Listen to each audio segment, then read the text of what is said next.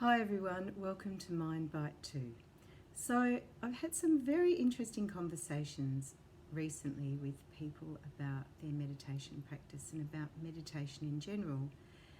And I've heard a lot of people saying, I don't know how to meditate, or they've got all sorts of ideas about what meditation really is. So I thought I'd do this Byte with a bit of a reflection on some of the things that I've heard you all saying.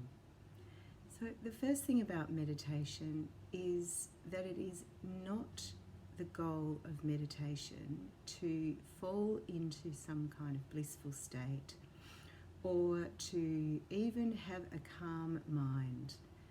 These can definitely be results of meditation without doubt, and I've definitely experienced those types of states.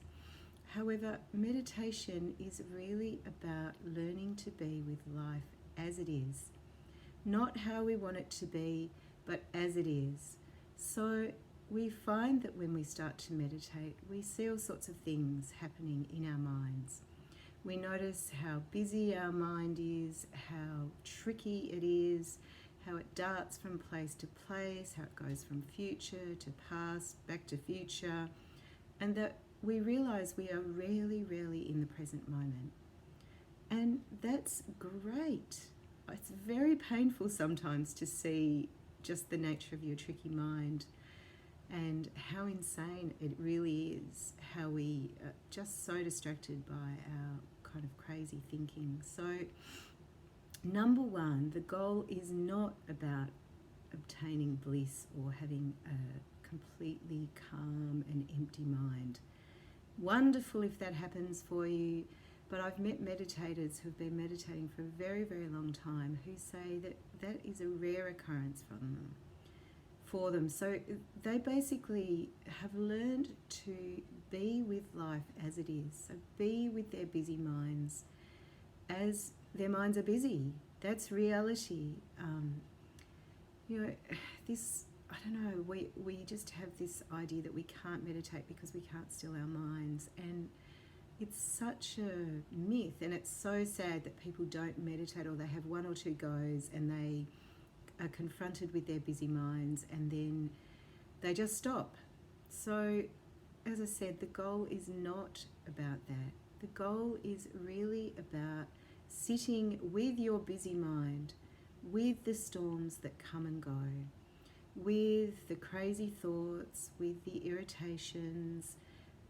I've had times where I've felt so much rage, and I've sat through that rage and I felt like I was going to explode into heat or self-combust.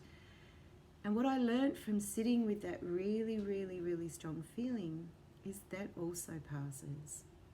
So meditation teaches us that everything is transient. Life is transient. Thoughts are transient. Feelings are transient.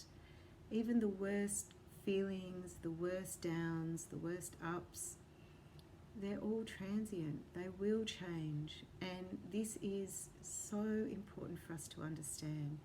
So whether we're on the cushion, whether we're in the boardroom, whether we're anywhere in between, we learn to be with life as it is, and we learn to observe.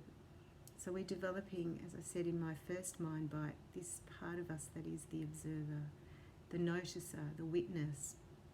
And the more we can do this, the more we can find ourselves not knocked around by external events.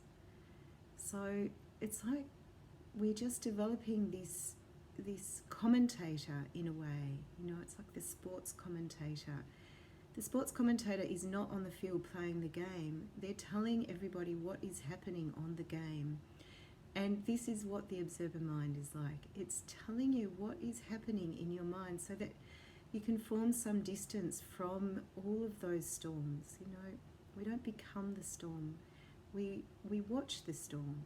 We watch it pass and go, and we deal with it as it's happening in our lives. So I'm about to develop a meditation instruction video, which I'm really excited about and would love to share with you. So look out for that.